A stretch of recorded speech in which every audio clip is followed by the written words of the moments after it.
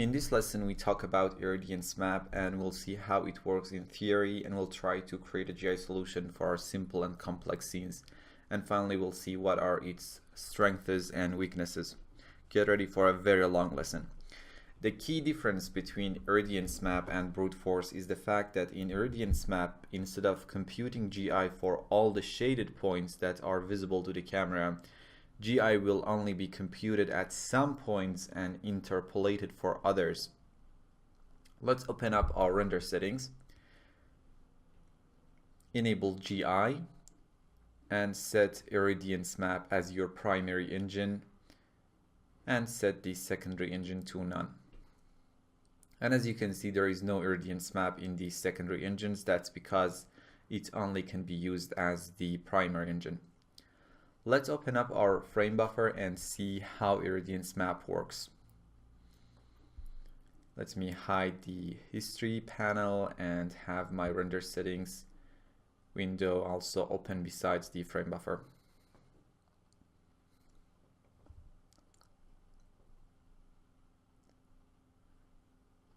The camera is roughly here in the scene. As it is a view-dependent method, the first rays are shot from the camera into the scene to determine the placement of the GI samples. Now, remember, unlike brute force, we wouldn't have one sample at each shaded point or at each pixel. The samples will be created for only some points in the scene. Pay a very close attention to these terms that I'm using, because unless you really want to understand how Irradiance map works and how those parameters are going to help you come to a better GI solution, you really need to focus and pay attention. Okay, so when one of these rays hits a surface, a GI sample will be created.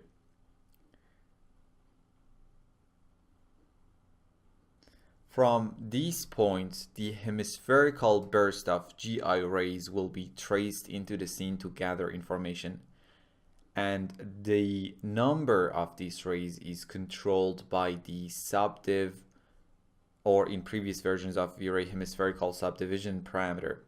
Obviously, more rays equals to a higher quality GI solution. So when you increase this number, you're going to get a higher quality GI solution. The quality of samples are going to get increased. Okay, now that we have the GI solution for some of the points in the scene, what about the points that weren't lucky enough to get any GI samples? Now, for those points, V-ray takes some of the already calculated samples from around that point and interpolates between them and averages them out to come out to a solution for that point.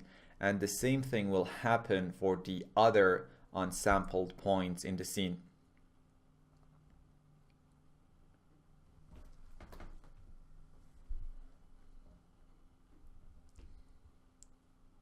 And like before, if we have a secondary GI engine enabled, when a GI ray hits a surface, the secondary engine tries to bounce that ray in the scene. One essential thing you need to know about Irradiance map is that it's produced in several passes. What I mean by that is, let's say in the first pass, the samples are created all over the place in a random fashion. In that first pass, Irradiance map tries to assess the scene and see where are the details in the scene. In the next passes, in each pass, it tries to add more samples to more detailed and more complex parts of the scene. We will visualize that in a few moments. Now, let me close my frame buffer and get back to the render settings. Now in the render setting and in the V-ray tab, let's turn on use local subdivs. I won't mess around with image sampler settings just to avoid any confusion here. Okay, in the global switches rollouts, make sure don't render final image is disabled. If this is enabled, only the GI will be calculated and V-ray wouldn't render the final image. Also in the render elements tab, I have global illumination and lighting passes. Also, I'm going to select my light and increase its subdivision to 64 so we wouldn't get any noticeable noise from our direct lighting. In the GI tab and Irradiance map rollout, make sure the interface is set to expert by clicking on this button twice. And let me set my current preset to medium and take a render and see what we get without changing anything else. I mentioned that Irradiance map is created in several passes. Now, based on our settings, we are using 3 passes to generate the Irradiance map. We can decrease or increase the number of these passes very simply. In the first pass, it tries to get an idea of the scene, and in the following passes, it adds more and more samples to the detailed areas.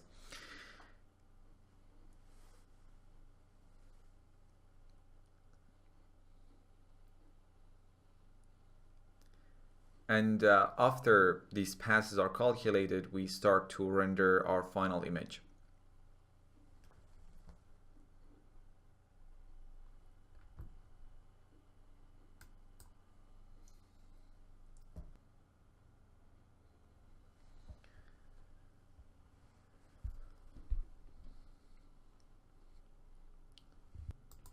This is our first render, and as you can see, it took about a minute, which is very quick, and we have a fairly clean GI solution. And if I go to the GI pass, you can see it's clean, even though it might lack some details compared to a brute force. These noises are actually coming from the light, but to increase the speed of these renders, I didn't increase the light subdivisions that much, so these noises are coming from our direct lighting. Now let's close our frame buffer and start explaining Irradiance map parameters. The first parameter is current preset dropdown. We have custom, very low, low, medium, medium animation, high, high animation, and very high. So obviously when you go from very low to very high preset, you are going to increase the overall quality of your Irradiance map and also increase your render time. Each of these presets contain predefined settings for some of the Irradiance map parameters, which are min and max rate, and color, noise, and distance thresholds down here. Right now we don't have any idea what these parameters are doing, so let's set this preset to custom so we can adjust these parameters as we wish. The first and most important Irradiance map parameters are min rate and max rate. Remember, we mentioned Irradiance map is created in several passes, and each pass adds more samples to the more detailed areas. Not only we can control the number of these passes using min rate and max rate, but we can also control the resolution at which those GI passes are being calculated. Right now, min rate is set to -3 and max rate is set to -1. That means we have 3 passes, -3, -2, and -1. If I change my min rate to -4, now we are going to have 4 passes, -4, -3, -2, and -1. And if, let's say, max rate is set to 1, now we will be having 6 passes, -4, 3, 2, 1, 0, and +1. And with each pass, we'll add more samples to the detailed areas. Now let's set the min rate to -3 and max rate to 0. Min rate determines the resolution of the first GI pass, the one with the least amount of detail. If min rate set to 0, this pass would have the same resolution of the final image that you are having. If set to -1, it would have half of the final image and half of the final image resolution, and so on. So when set to something like -3, we are using a very low resolution to calculate the first GI pass, and this pass would be good enough for large, flat, even areas. And as we go through the other passes, we increase the resolution twice each time and add more samples to the detailed areas. And max rate determines the resolution of the final GI pass. Now let's see that in action. Make sure show calculation phase is enabled so we can see these passes. And also let's change the preview from full preview to show new samples in green. Now in this preview mode, each pass adds new samples in the detailed areas, and we only see those new samples in each pass. Now, when we will render, you notice that in the first pass, the samples are very random, and with each new pass, we focus more on detailed areas. In this case, let's set the max rate to 0 and open up our frame buffer, and let me clear the current render and start a render. Now, the first pass is very quick, and we randomly generate some samples in the camera view. In the second pass, which is twice the resolution of our previous pass, we only add more samples to the corners and smaller details. And in the third pass, we even pay more attention to those more detailed areas.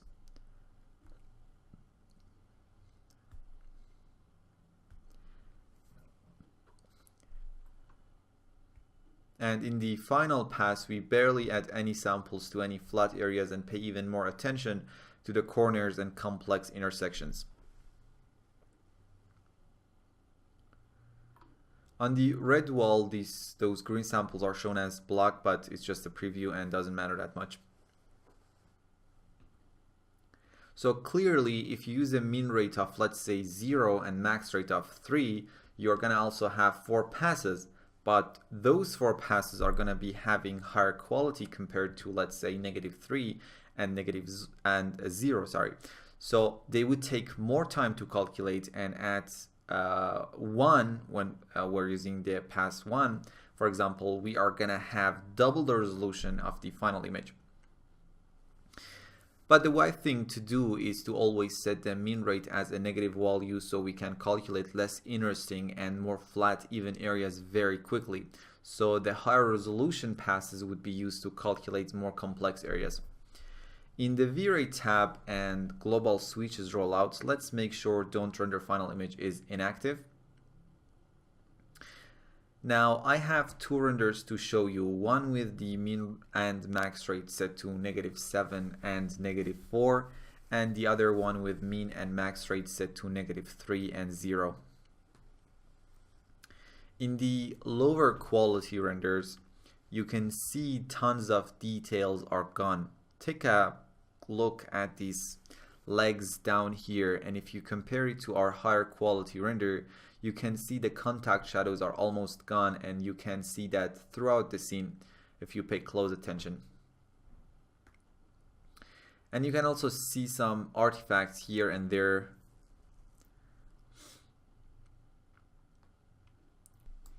Now let's get back to our render settings. Next we have subdivs, which controls the number of primary GI rays. So the higher this number, the higher the quality of our GI samples. Let's render our scene with different subdivs number and see what we get. In the first render, subdivs was set to 1, and as you can see, we have an extremely splotchy render. That's because each sample can send only one ray, and the quality of those samples are going to be very low, and they are going to be very inaccurate. Now in the second render, the subdivs was set to 4. So each sample can have up to 16 rays, and obviously the quality is a lot better compared to our previous render. In the next render, the subdiv was set to 10, and obviously the quality is a lot better. And you can also check out the GI passes and the RGB passes to see how they differ. Next we have 50. So we basically have a clean render. Now each sample can send out up to 2,500 rays into the scene. The averaging of all of those information is going to result in a much more accurate result compared to our previous renders. Now for such a simple scene, 50 would possibly be more than enough, but in more complex scenes we can increase these numbers, and in this case I have this render with the subdiv set to 200 here. As we increase the subdivs number, you notice the render time is also increasing. So basically, calculating the irradiance map passes are going to take longer because the sample's sending a lot more rays as we increase the subdivs number, but also the quality is getting better. Next, we have interpolation samples, which is the number of samples to interpolate the global illumination at a given point. You remember when I said that in Irradiance map, GI will be calculated only for some points. For those points without any GI samples, the GI will be calculated by interpolating and averaging the neighboring samples. Now, the number of those samples is controlled by interpolation samples number, or interpolated samples number. To see how it works a bit better, let's decrease the subdiv number to 4 and render a few images with different interpolation samples. In the first render, the interpolation sample is set to 1, and as you can see, it's very blotchy. In the next render, it was set to 4, and we get blurrier results compared to the previous one because now we are using more samples to interpolate a given point. As I increase this value to 10, 20, and 80, you can see each time we get less splotchiness, more blurriness, and less detail in the scene.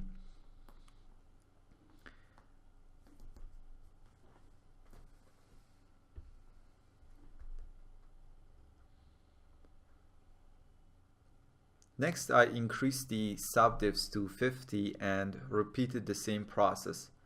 Now, the individual samples are having a higher quality solution and they are more accurate. As we use lower interpolation values, the result is splotchy with more detail, and as we increase it, the result gets blurrier and less detailed. For example, if I compare the renders with interpolation set to 20 and 80, you can see in the 80 version we lose tons of details and contact shadows compared to the when the interpolation samples was 20. So as you can see, neither the low values nor the high values represent quality. You need to stay in between, and maybe something like 20 to 35 is an accepted range to be used as your interpolation sample. But really generally depends on the scene, and as you can see, we can use very high number like 200 to solve some complex scenes. Now we're going to be discussing that later on in this lesson. Now let's set the interpolation samples to 20 and continue with the rest of our parameters. The next option is use camera pass. If you have an animated camera in your scene and you want to calculate the irradiance map for the entire camera pass in one go, you can turn this option on. So whether a fly-through animation or an animation with moving objects can benefit from turning this option on, and it helps to reduce flickering in your animation. We will be discussing how to deal with rendering animations later on in this course, but for now I think this simple explanation will be enough. Next, we have interpolated or interpolation frames. As you can see, this option is grayed out and only works when the Irradiance mode is set to animation. And as the name of this mode suggests, it can be used to render animations. We will discuss it later on. Now, the interpolation frames number controls the number of adjacent frames to the current frame that their Irradiance map will be interpolated to smooth out the final result and remove any possible flickering. So right now the interp frames is set to 2. So if we are, for example, rendering frame 10 in the animation, the Irradiance map for frame 10 and 2 frames before that frame, that are 8 and 9, and 2 frames after it, which are 11 and 12, will be interpolated. So in general, 5 frames will be interpolated when the value is set to 2. Also, the number of interpolation samples depends on this parameter. Right now, 5 frames will be interpolated, so the interpolation samples will be multiplied by this number. So the overall interpolation samples would be 100 to further smooth out the final result. If you want, you can, reduce the interpolation samples in that situation. Now we'll be talking about these parameters later on, and I know it's confusing right now for you, But in the final part of this lesson, when we are actually talking about the Irradiance map modes, you will see kind of how these parameters relate to the animation modes in the modes down below.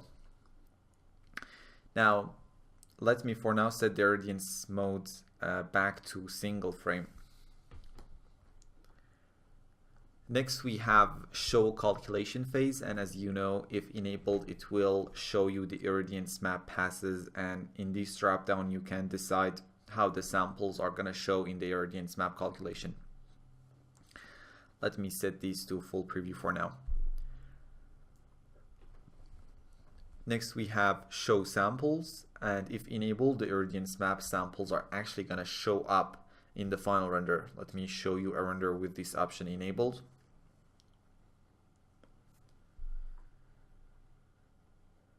Now you can see all the GI samples that was added to the scene in different Irradiance map passes.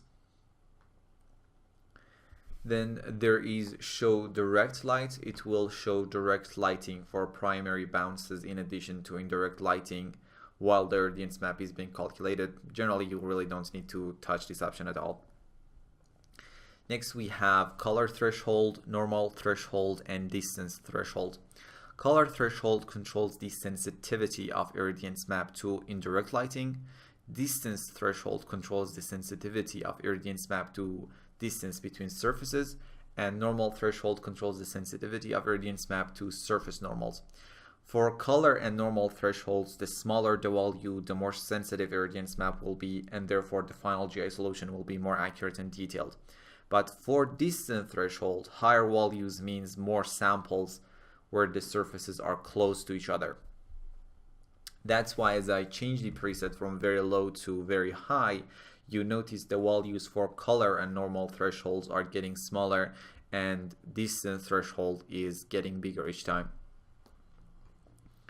Now let's change the preset to medium and then to custom and set the max rate to 0. We still have show samples turned on, which is going to be very helpful in visualizing how these threshold parameters are working. In the first render, the color, normal, and distance thresholds were set to 5, 5, and 0 respectively. And if you take a look at the render, you can see even though the max rate is set to 0 and we expect to have tons of samples in complex intersections, but as you can see, the algorithm does not pay any special attention to those areas and the samples are evenly distributed because the algorithm is not that sensitive based on the parameters that we have set in our color, normal, and distance threshold. In the next render, the thresholds are set to 1, 1, and 0, and we don't see much of an improvement compared to our previous renders because these numbers are still pretty huge. In the next one, thresholds were set to 0.5, 0.5, and 0.1. Now, as you can see, we get a lot more samples in those corners and intersections and detailed areas.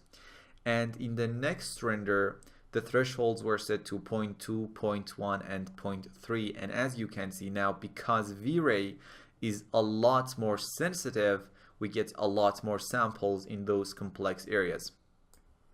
Now let's make sure our color threshold is set to 0.4, normal is set to 0.2, and distance is set to 0.1. Now next we have detail enhancement group of parameters, and it's very, very useful. If you enable detail enhancement, you can use Irradiance map to handle the GI solution for flatter and simpler areas, and you can use brute force method to calculate GI in more detailed areas of the scene. When you use detail enhancement, you can utilize lower Irradiance map settings because Irradiance map will only be used for even and simple parts of the scene. In this case, let's change our preset to very low and we can increase our interpolation samples to something like 50 as all the detailed areas of the scene will be calculated using brute force. Also, let's make sure show samples is off. Now let me show you two renders with and without detail enhancement.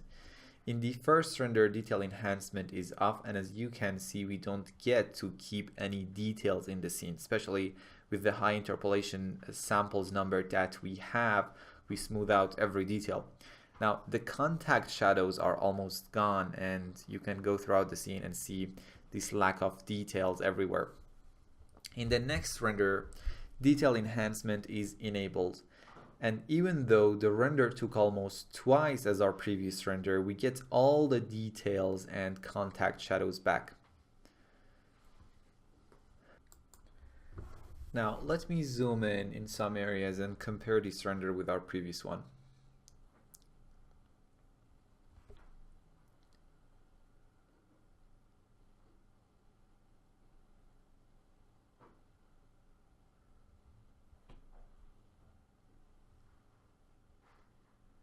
Also, if I select the GI pass, these differences are becoming very obvious.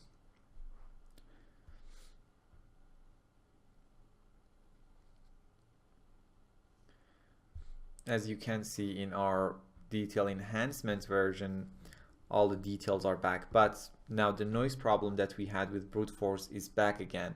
So let's see what we can do with it.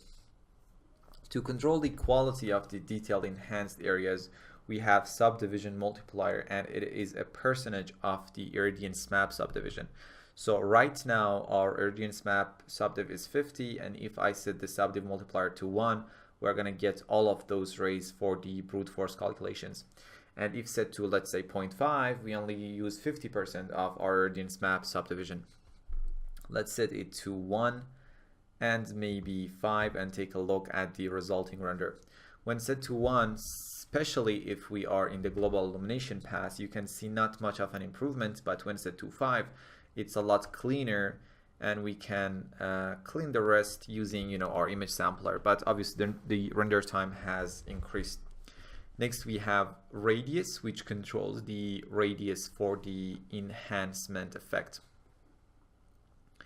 Then we have scale, which is the unit for the radius parameter.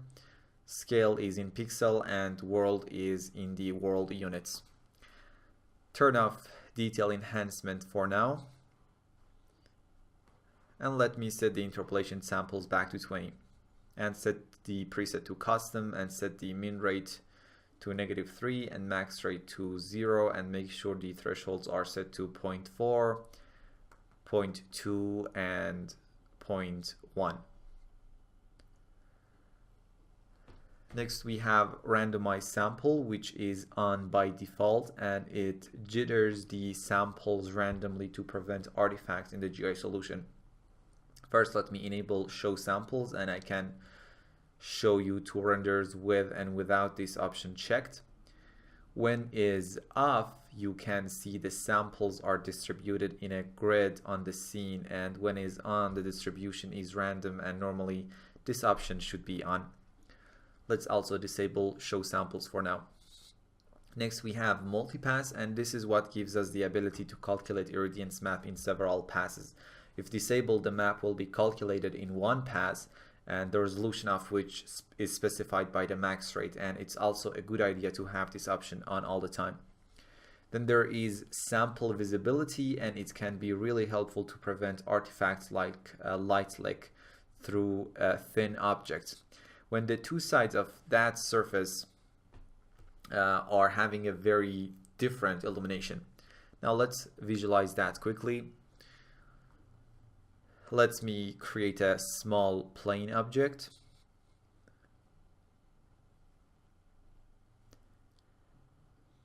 Rotate it 90 degrees and put it in front of the scene besides this shelf maybe.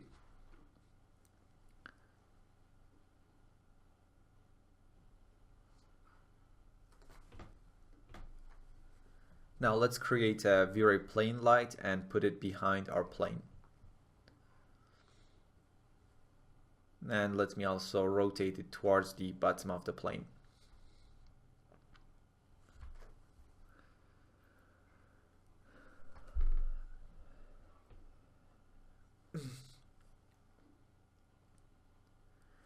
Make sure its dimensions is about 10 centimeters and set its multiplier to something like 400, and maybe a bluish color here would work. Also, to see the problem a bit better, let's change the preset to low and set the interpolation samples to 100. Now, let me show you two renders with and without check sample visibility on. Now, the placement of the light and the plane might be a bit different compared to this render, but it would be enough to prove the point. In the first render, check sample visibility as off, and as you can see, the light on the other side of the plane clearly leaks and affects where it's not supposed to. And the reason being is that the interpolation point in that leaky area is using bright samples from the other side of the plane. But in the next render, when check sample visibility is on, that point is only using samples that are visible to it, so the artifact is gone and we are having an accurate render. Also, as having this option on adds another layer of calculation and complexity, the render time has increased considerably compared to our previous render.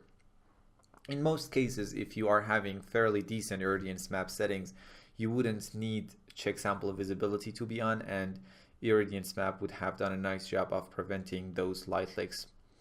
So for the next render, let's set the current preset to medium, then set it back to custom and change the max rate to 0.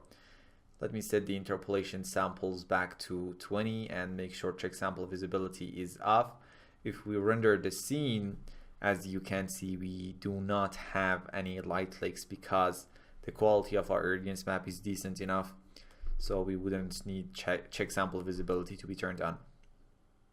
Okay, now let me delete this plane and the light, as we don't need them anymore. Next we have calc samples. This value shows the number of already calculated samples to guide the sampling process. Values between 10 to 25 usually works. Lower values speed up the rendering, but the final solution might not be quite accurate, and higher values make the sampling more accurate, but the render will be slower. And that was me quoting the V-Ray guide. Next we have interpolation type, and obviously from the name it appears that it relates to the interpolation samples value. Here you can choose the method for interpolating samples. The default is least square feet. First you have weighted average, which is simple and fast but normally causes blotchiness in the final solution. Least square feet, which is the default method. It's better than the previous one, but it's slower. The next one is the lone triangulation, and I hope it is the right pronunciation. And unlike the other ones that try to smooth the overall result, this tries to preserve the details, and the final results might look noisier compared to the other ones. And you would need to increase your Irradiance map subdivs to get a noise-free render when using the lone triangulation as your interpolation method. Finally, we have least square with Varani weight, which is a modification of the least square fit method, and it tries to improve upon it, but up to now it hasn't been so successful, and you're better off using the least square feet method. Now, the two preferred methods here are least square feet and the lone triangulation. Least square feet is great for simpler scenes and the result will be smoother, and the triangulation method is suited for more complex and detailed scenes because it preserves the details and wouldn't smooth out the final results. But to get a noise-free render with this method, you would need high Irradiance map settings. Let me change the preset to very low. Decrease the subdivisions to 10. Now let me show you two renders with the interpolation method set to least square feet and the lone triangulation. Obviously, as I compared the two, you can see least square feet is smoothing out the results, and triangulation is preserving the details, and everything is sharp, but not quite in a good way. Okay, let's change the preset to medium and set the subdivs back to 50. Next we have sample lookup, and if I quote the V-Ray guide, It is the method of choosing suitable points from the irradiance map to be used as basis for the interpolation.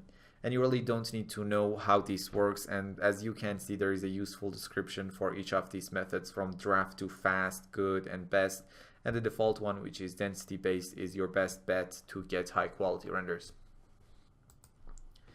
Next we have irradiance map modes. The first one is single frame, and in this mode one irradiance map is calculated for the whole image and for each frame. The next one is the bucket mode, and in this mode, if I render the image, a separate interpolation map will be used for each of these buckets.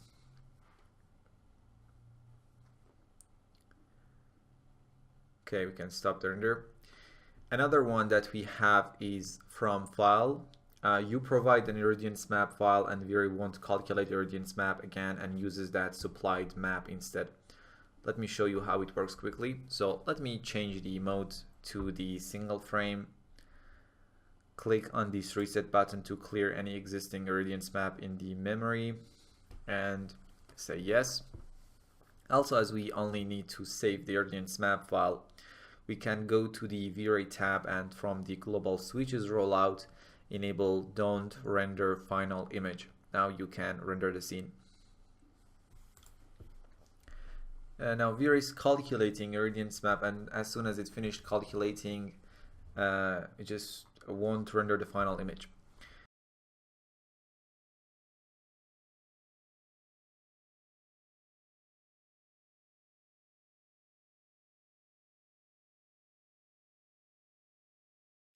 Now we have this irradiance map file in the memory, and what we can do is save it on our disk, and let me save it in the render output folder of this lesson, and let's name it IR map or whatever you want.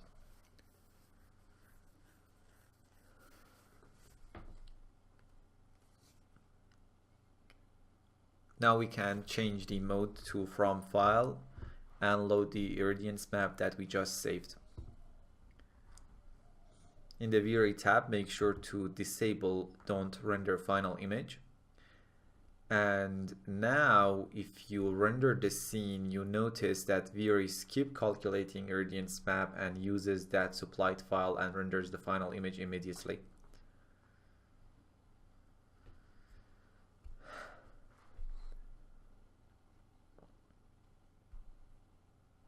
Now the next one is multi-frame incremental. Before explaining this, let me quickly create a quick fly-through animation on my first camera. So let me close my frame buffer and render settings window. Make sure you are viewing the scene through the first camera. Select that camera in the scene explorer. Now let me enable auto key. Go to the final frame and move the camera as you wish.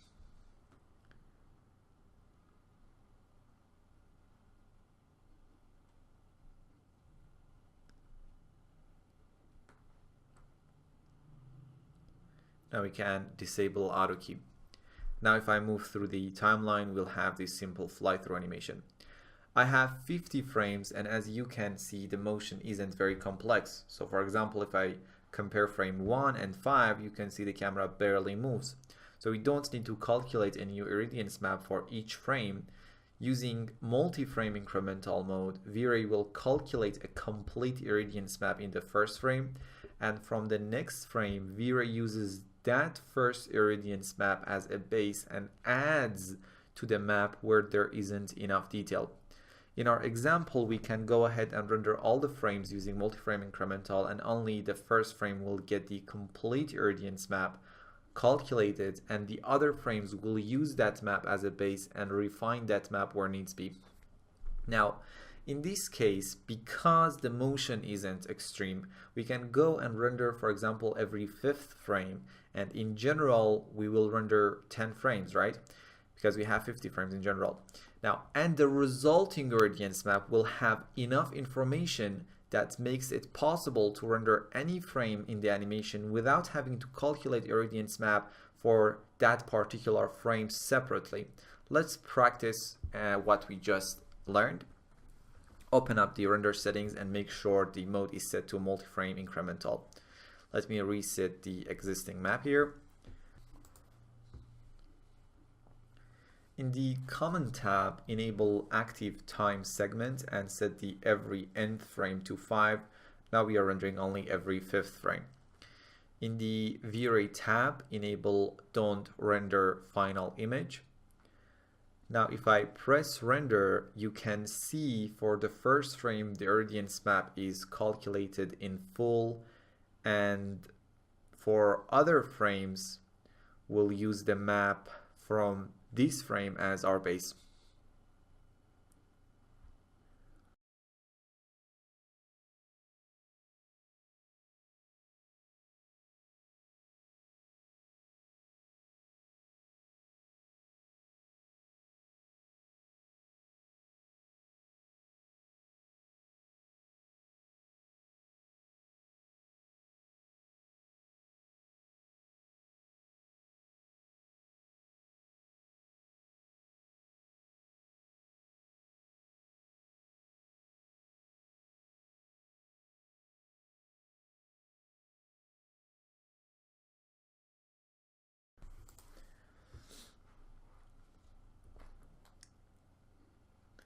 And because the other frames are only refining the existing map, they calculated the Irradiance map a lot quicker compared to our first frame.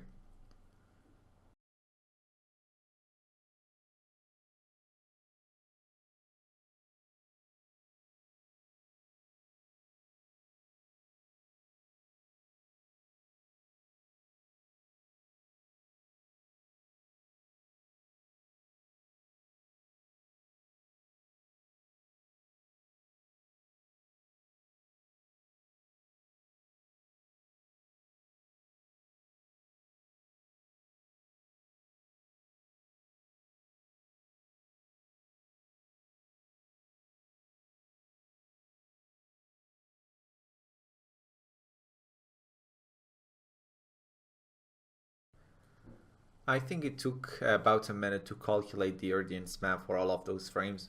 Now I can go ahead to my render settings and save the map that we just created. We just created one map, not 10 map, so we just have one Irradiance map, but the resulting map is a combination of the Irradiance map in all of those frames, each frame refining the previous frame and add a bit more detail where it needs to be. Now I can go ahead to my render settings and save the map that we just created. Let's name it maybe IR map multi-frame incremental and save it out. Now we can change the mode to from file and load the map that we just saved, and as you can see the file is a lot bigger compared to the previous file. Now I can go ahead to any frame in the scene, let's say 25 for example, disable Don't Render Final Image,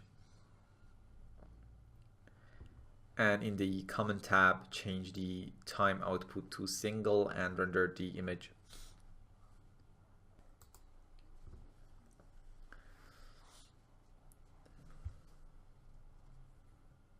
And as you can see we have a correct final image.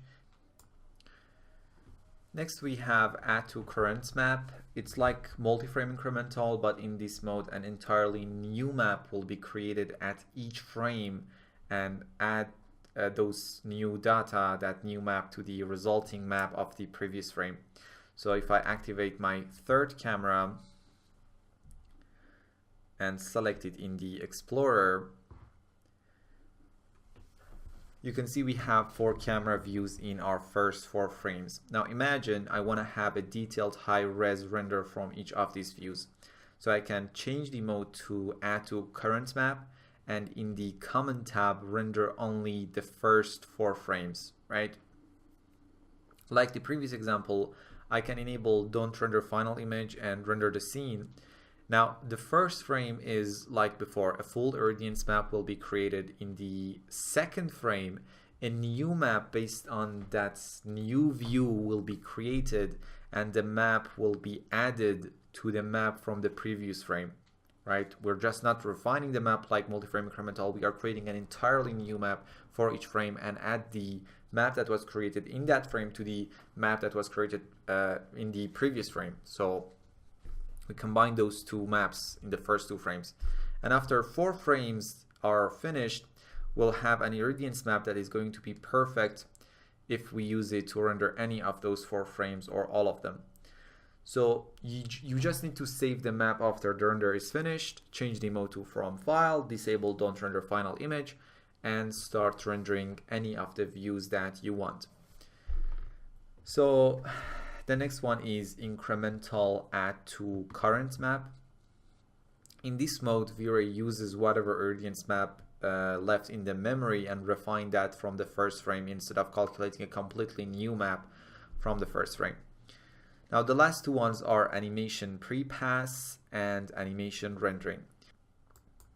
Now when you have object animation in your scene, you need to use this mode.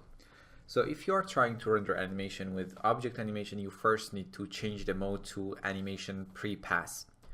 In this mode, one separate Irradiance map will be saved for each frame. So V-Ray asks you where to ask those Irradiance map for this animation. In this case, we have 50 frames, so 50 separate Irradiance map will be saved and later reused. So you save it wherever you want and start rendering the entire timeline. And in this case, V-Ray is smart enough to only calculate the Irradiance maps and won't render the final image. After all of those frames are calculated and the Irradiance map being saved, you can change the mode to animation rendering, and using this browse button, define the files that you just saved and start rendering the final animation. And for each frame, V-Ray automatically will use its corresponding Irradiance map without having to calculate it again. And if you remember when discussing interp frames up here, we said that V-Ray will combine Irradiance maps from adjacent frames when rendering a specific frame. So if we render frames 23, for example, V-Ray takes the Irradiance map for that frame and also takes Irradiance maps from 2 frames before and after that frame. 2 frame because the interp frame is set to 2, and start blending and averaging those frames together, so 5 in general, to create a smooth flicker-free solution. We'll be discussing animation rendering in V-Ray later on, but I think it's enough for now. Let's get back to the single frame mode. Next we have don't delete option, and if you have it checked, after you finish your render, the Irradiance map from that render will stock in the memory, and if you disable it, it will be removed after the render. Then there is autosave. If enabled, you can specify a location, and each time a render is finished, that map will be automatically saved on your disk in the specified location. And finally, there is switch to saved map, and if enabled, V-Ray will automatically change mode to from file and uses the map that was just saved using the autosave. Okay, so that's about Irradiance map. Finally, let's just get back to our complex scene and let's see how we can utilize Irradiance map method in that complex situation.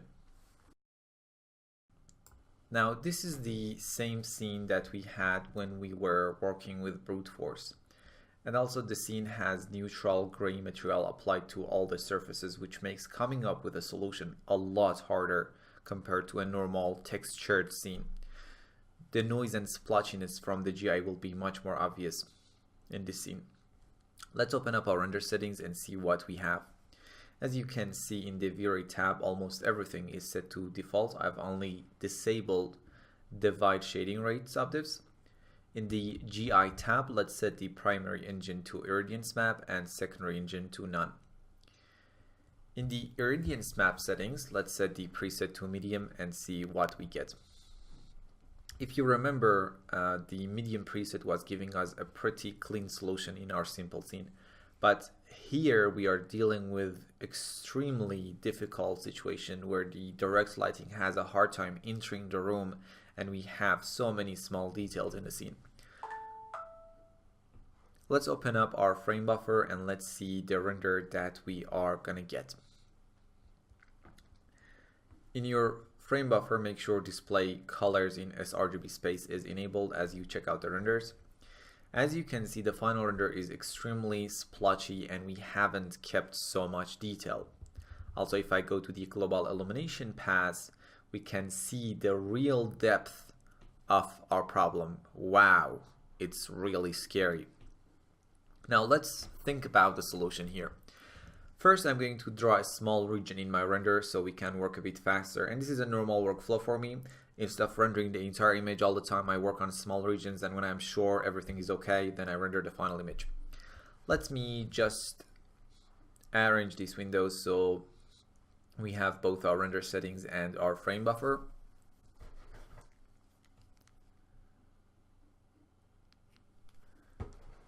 First, let's throw in more samples by changing the preset from medium to high and render the scene.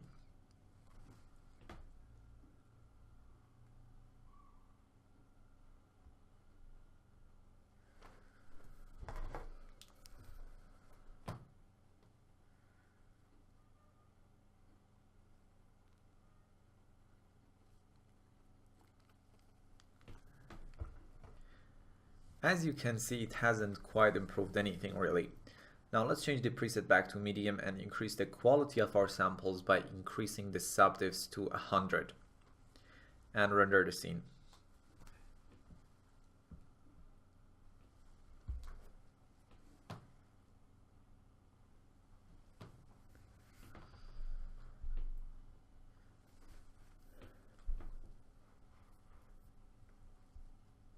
As you can see, the quality has improved, especially in the flatter areas, but we still get those splotches and artifacts in the details. Now what I can do is to increase the interpolation samples to 35 in order to smooth out those splotches a bit. Now let's render again and see what you're going to get.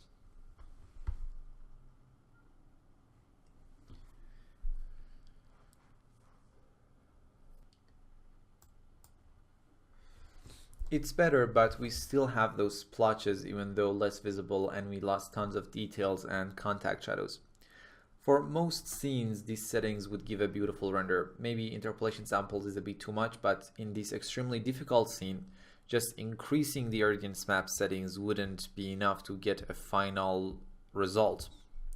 In this case, I decided to utilize detail enhancement. So as we learned when using detail enhancement, we can use very low Irradiance map settings because it's only going to be used for simpler parts of the scene. So let's change the current preset to low, increase the interpolation samples to 200 or even 100 and 150, 200 will work in this case. Enable detail enhancement, and in this case let's set the radius to 40 pixels. Also let's set subdiv multiplier to 1 and let's render the scene.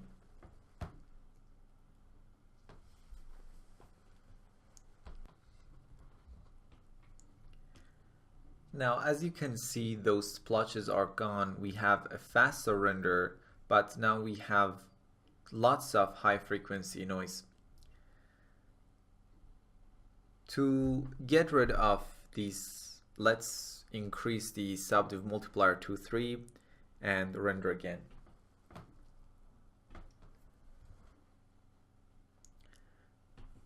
Now, it's a lot better, and in the RG pass, it's very hard to notice any noise. If I render the entire image with these settings, you can see the final render is pretty clean.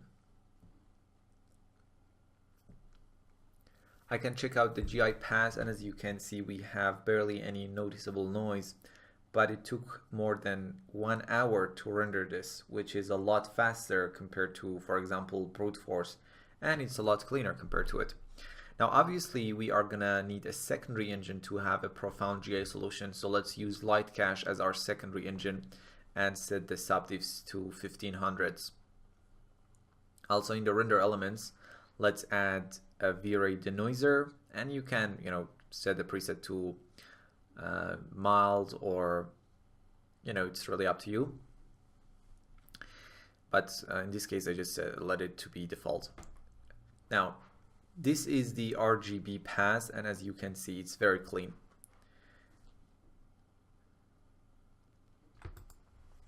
Also, even though I've increased the resolution of this render compared to our previous render, and I've also added the light cache as our secondary engine, as you can see, the render time has decreased compared to our previous render because the scene is brighter, the more light is in the scene, and that's why we are getting actually a faster render compared to our previous render. And this is our GI pass, and if you compare it to our first render, you can see it's a lot better.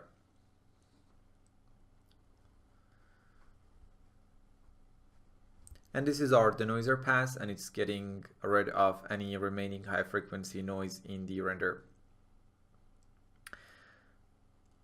Now there you have it. Finally, we can enable color correction and maybe enable white balance and use something like 7500 to add a bit warmth to the render. Let's also enable the curves and add a bit more contrast. Also, another helpful tip here when you load these history renders in your frame buffer, which I have provided with the project files of this course, you can right click on any of them, and if you select load render settings, the settings that was used to achieve that particular render will be loaded in your V-Ray settings. Now let's quickly sum up the strengths and weaknesses of Irradiance map. For its strengths, first of all, it's faster compared to brute force. Then you have the ability to mix between Irradiance map and brute force by having detail enhancement option, which is a big plus for me. Another big one for me is the ability to save and reuse and refine Irradiance maps. And for its weaknesses, first, we can lose some detail when using Irradiance map. If used for animation, there might be artifacts and flickering. Also, it needs more RAM and resources compared to brute force. So that's about Irradiance map. A very, very long lesson, but I will see you in the next lesson. Hopefully you learned something.